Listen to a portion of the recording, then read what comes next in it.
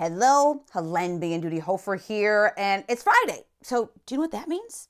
That means it is time for Empty Hanger Chats. Okay, so I wanted to match my sweater here. Yes, I'm wearing a nice warm sweater because in New York it is cold right now.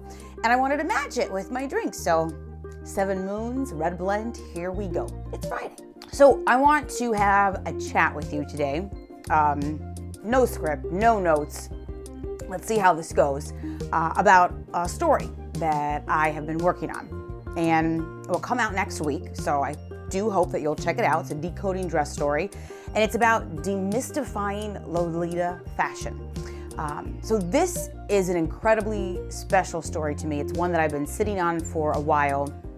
My main interview subject, we connected with her months ago. I mean, months and months ago. We did our interview months ago and met with other Lolitas in the upstate New York area for interviews and for footage as well.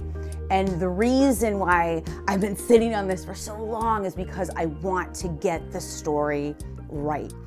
It took a great deal of trust for Tempest Page and the other Lolitas in Rochester to really open up and share their story because, quite frankly, previous interviews that they've done, some other stories, news reports, etc., blog stories have not necessarily painted them in what they would describe as an accurate light. So as a storyteller, that is, first and foremost, when somebody opens up and trusts you to tell their story, that's huge. And then when they have been let down in the past, or their interview was somehow changed in some way, or a different, outcome presented itself than they originally anticipated, it can be hard to say to, a news person, a journalist, hey, sure, let's do it all over again because it went so well the first time.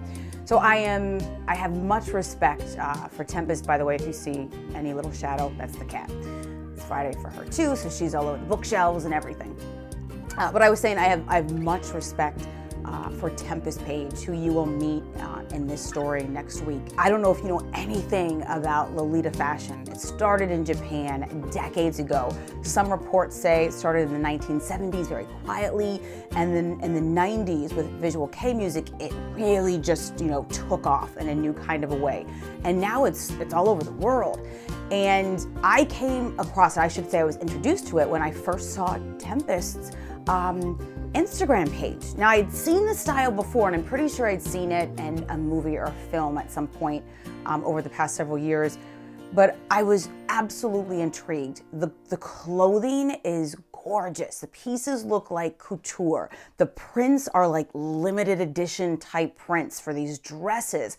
Coordinates, they have coordinates as they call them, multiple pieces to one outfit. I mean, they're so detail oriented. There's so much precision. There's so much thought that goes into, putting these outfits together.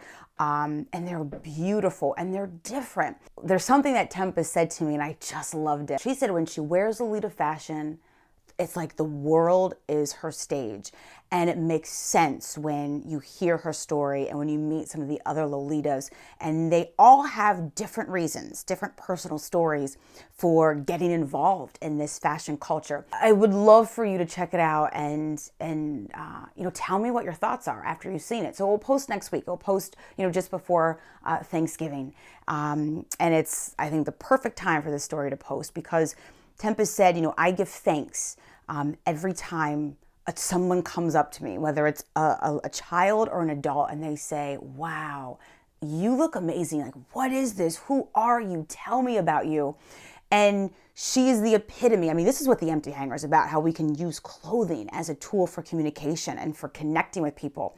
And she uses Lolita to have these conversations with people as well and to share, this is why I wear this. This is what this is what it means to me. This is how it originated and where it got its start. I can't wait for you to see it. I can't wait for you to check out the story. And if you live in Rochester, New York, you gotta get to her boutique, Sweet Poison Cupcake, and check it out because the boutique at the Village Gate in Rochester, New York, She says it's a digestible form of Lolita for the public. So you'll walk in and you might not, the dresses are really expensive. I mean, you have to save for these pieces.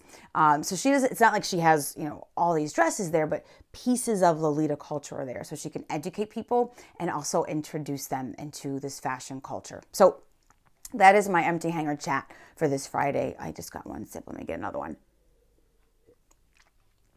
All right. Thank you for tuning in. I will see you next time. Have an absolutely amazing weekend.